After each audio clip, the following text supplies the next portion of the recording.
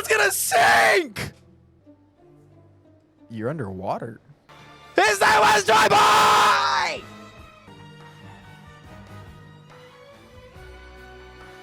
He's spilling the motherfucking beans. But that doesn't mean much if they don't know the story of it, though. If nobody's ever... People who have heard of the myth, they're going to be like... But people who haven't heard of the myth are going to be like... So he was a jolly guy who gave a fuck. And he was the very first man on this sea, Luffy's literally crying, to be called a pirate! It's time for... Mid-biz. An insane reveal. I didn't know Vegapunk was going to reveal some shit that we didn't know. Ogre Child Yamato's Golden Harvest Surrogate. Pilgrimage Volume 4. Go enshrine this sword at Hakumai Senma Shrine in Yasui's stead. That is your surrogate pilgrimage. HQ New World. I wonder if the Gorosei even thought Vegapunk might even say this. The world will sink under the sea. Dr. Vegapunk, what are you talking about? Mocktown. Whoa! That's so funny. So he decides that when he dies, he's gonna go out throwing the world into chaos. Yup. They're literally laughing. How exactly is the entire world gonna sink underwater, man? Guys, Mocktown is mocking. I don't fuck with Mocktown. Around here, brother, we believe him. But the whole world, he's not talking about high and low tides, is he? He ain't talking about no water laguna, is he? Impel down. So that's rich. What if seawater floods down in the Impel Down? Isn't it your job to ensure the safety of the prisoners under your care? Magellan! Magellan the go! I haven't seen Magellan much at all since he'd been demoted. Or he left. That 1 meter rise the other day had the prison... Dude, the meter rise? The meter rise? Had the prisons panicking with how many meters does it take to sink the whole world. Most cities in the world will be wiped out with an extra 5 meters. What do you think we should do? Do you think should we all move to much higher ground? Ryugu Kingdom. Father, what's gonna happen? Brother, I think y'all of all people can relax, okay? I don't think y'all have much to worry about, to be honest. The world's gonna sink! You're underwater. What is he talking about? This is coming from the world's greatest scientist. He can wreak havoc on the world even with a lie. This is simple, utter nonsense, Dr. Vegapunk. Why would we believe you and your big ass fucking brain? You can do shit that nobody can even think is possible, but on this one, you're wrong, buddy. You're wrong. Boom, boom, boom. They don't look shocked, they look pissed. Destroy the transmission transponder snail. In fact, destroy any life form you can hear. They ain't denying it. They've known. They've known. Dude, look at all 4 of them. Why isn't it showing the 5th one? Oh, the fifth one's here. How much are you going to tell them, Stella? Now, speaking of the future, assuming that the sensors I built are functioning correctly in the days after I record this message, there should be a most remarkable earthquake that strikes the entire planet. Is he talking about the earthquake from today? But Vegapunk's dead, supposedly. As a result of that, the sea should rise around 1 meter on the world, rendering some islands uninhabitable. Damn. Beaches around the world will be lost for good. Wait, what earthquake are they talking about? What earthquake? The one from Lulusia? Because it rose the sea? So after Lulusia, or right before Lulusia is when he made this video. Fun fact, the triangular transponder snail they're looking for is the one using my Uta and Film Red. That is a fun fact. And these people, I guess, lost their island too. If I am wrong in this prediction, feel free to disregard the rest of the message. Bro is still on his stilts. How? That's freaky, man. He totally nailed it. Goated Kiji. If this has happened, however, you should heed my words very carefully. This particular earthquake is not what I would call a natural phenomenon. Is he gonna tell them about Lelougia? Damn, you're right, Aokiji is full of bandages. Ah! Eek! Gah! Boom, boom, boom. Vegapunk! Don't you dare say another word, motherfucker! Oh, I gotta figure out what's going on here. Sometimes the manga's hard to understand what's going on. We got Mr. Spider-Man, Saturn attacking the... We got Cheeks. Go away! Oh, God. She's shooting him with that dollar store-ass Nerf gun, bruh. That ain't doing shit. In my own way, I only ever hoped for peace. Bomb. I like trying to imagine what Oda was exactly trying to, like, do with the sound effects. Like, what exactly are you trying to portray here, brother? Oh, it's Robin catching them with a net after they got, like, launched.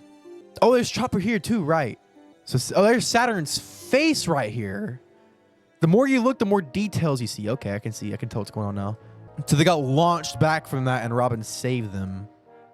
Chopper literally just tanking his attack is insane. You're goated. What is that? It's like on fire? I think it's on fire. Oh, it's Regen. From who? Oh, attack right here. Somebody attacked his face. Oh, from Zeus. That's right. Because when Saturn climbed up, he like attacked all of them, and Nami was one of the ones immediately firing back on him. Okay, Nami, fuck him up then, Nami. But that makes me wonder, what is he? Why is he immortal? Is it just insane Regen? This was the root of my first sin. What about the power plant Mars? They're fucking panicking. Not yet. That chamber must not be harmed above all else. I'll go. I dreamt of a source of endless, eternal energy. These Saturn panicking, trying to destroy everything. And in my desire to push the world into the future. The mother flame. I flew too close to the sun. Like the title of the chapter, Icarus. So the mother flame is just like an infinite energy source or something. Dude, look at this. Double spread, man. They're trying to destroy everything they can. So the mother flame is what powers. Look at the mother flame. It's not how I expected it. A and Mu. The way the MU is like that reminds me of an element. So in real life, there's something called muonium. Oh, yeah, I can't see that. Like the way that MU is written is like that. Antimon.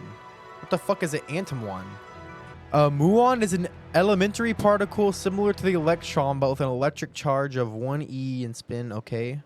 And are used in particle physics research to study the decay of particles and search for new physics. New physics? They're unstable particles that decay into positron. I never even heard of this shit before. I've never even heard of this. New physics dropped? Wait. And in Japanese is to, so it can be read as atomu. Okay. Atomu. Like atomic? It's fascinating. S108. There it is. There it is.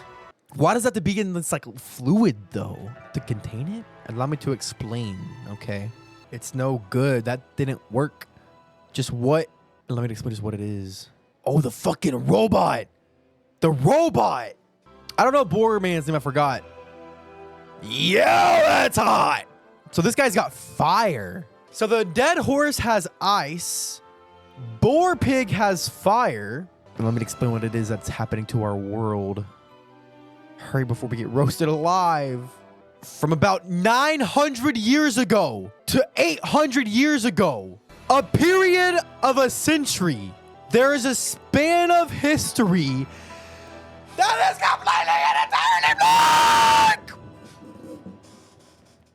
Blank century, blank century, blank century, blank century, blank century, blank century. Oh my God. Emu. The emu outline, the emu outline. What are you doing, Navy? Make him stop talking! Dude, everybody knows. Literally every celestial dragon's trying to get him to shut up because they all know.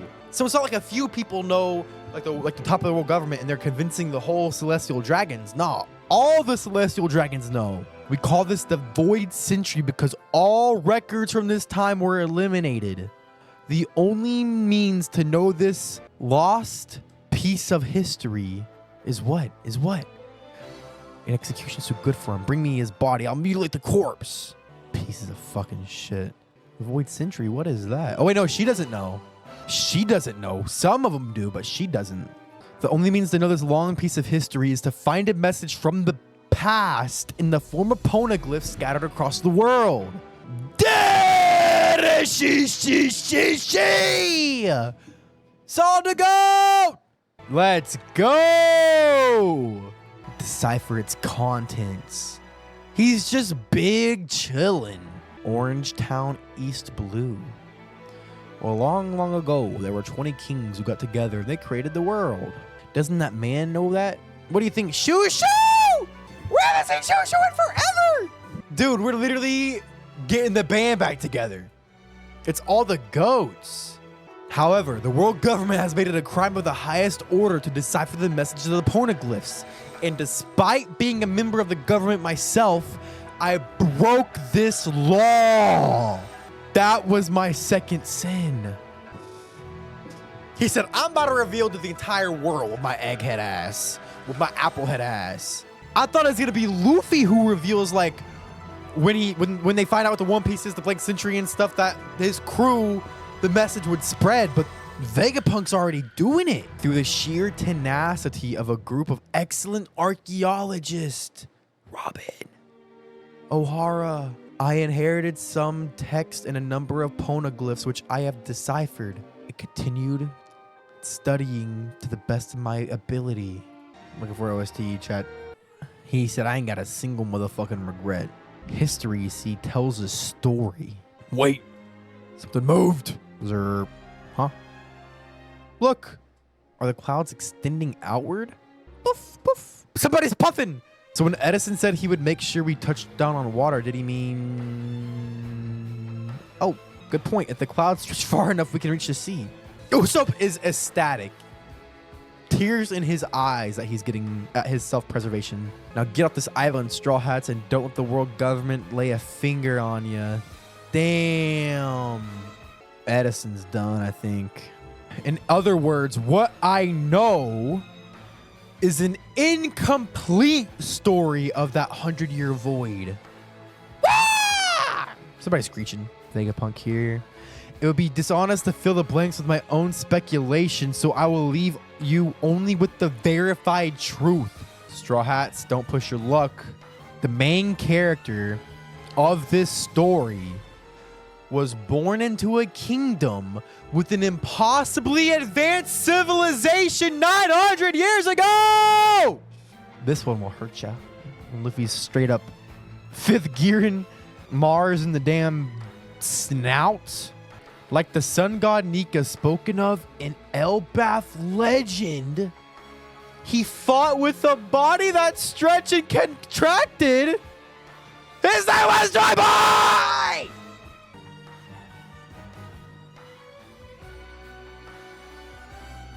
He's spilling the motherfucking beans. But that doesn't mean much if they don't know the story of it, though. If nobody's ever... People who have heard of the myth, they're going to be like... But people who haven't heard of the myth are going to be like... So he was a jolly guy? Who gave a fuck? Hey, stop trying to make us laugh. Yeah. Because Luffy's like, that shit hurt. How could he burn Luffy? I thought Luffy was like immune to fire with like the red rocket and shit. And he was the very first man on this sea. Luffy's literally crying. To be called a pirate. To be called a pirate? He's the very first pirate? What do pirates exist for? What do they do? They loot shit. So why would he be the first ever pirate? They loot shit on the sea. That's what a pirate is. Somebody who loots shit on the sea. No matter what, they have to be on the sea. My theory that The advanced civilization was the supercontinent, and in the blank century was a massive flood that created the seas, is wrong then, because there would have had to already have been seas to be a pirate. But Luffy's also a pirate, so what really is a pirate? The reason I'm so specific on talking about this terminology is because what does it mean to be called a pirate? Somebody going against the government? Was he labeled a pirate by the government because he was just going against them? Because maybe he found out their plot, their massive plot? If he was the first man to be called a pirate, imagine Emu was on his crew. I think there was a massive betrayal. With all of the apologies, something unexpected happened. Joy Boy was not expecting to not go back to Fishman Island. Something caught his ass. What else could catch his ass besides a massive betrayal? Or just losing? I have no idea, but that's where my brain immediately goes to, because I think Emu definitely won at the end of the day. Emu won over Joy Boy. End of story. Joy Boy was not expecting that. That's why he apologized. The very first man on this sea to be called a pirate. Let's get a quick little chapter review. The Wings of Icarus. It was just pretty much everybody's reaction to what he was saying and him completing what he was saying. So I don't think I need to review too much. It's interesting that a lot of the celestial dragons know about it, but not everyone. Chat, what is the story of Nika the sun god again? That he just went around freeing slaves, laughing, bringing everybody happiness, and bouncing around and shit? That's it, right? Here's a question that I'm pondering. Was Nika the sun god after that original Joy Boy? Or was Joy Boy also following a legend called Nika the sun god, and it goes further than the blank century? Because we always hear of this Joy Boy, this Joy Boy, this Joy Boy. Is Joy Boy the one who made Nika? I don't think so. Because think about it. Joy Boy would have had to have already eaten a fruit. Wait. Devil fruits have their own will if they're a Zoan. What came first, the chicken or the egg? What came first, Joy Boy or Nika? Was Nika just a product of everybody's belief? Everybody's belief is how they make devil fruits. Did everybody believe in Joy Boy? But how does it... I don't know. This is our Nika the sun god or Joy Boy, who's known for freeing slaves with this wispy hair, a big old smile, a sword, a spear, barefoot with his dogs out. This looks like some sort of pouch.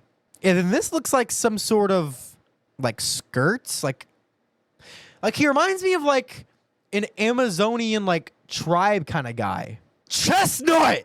Is that not a chestnut on the end of his spear?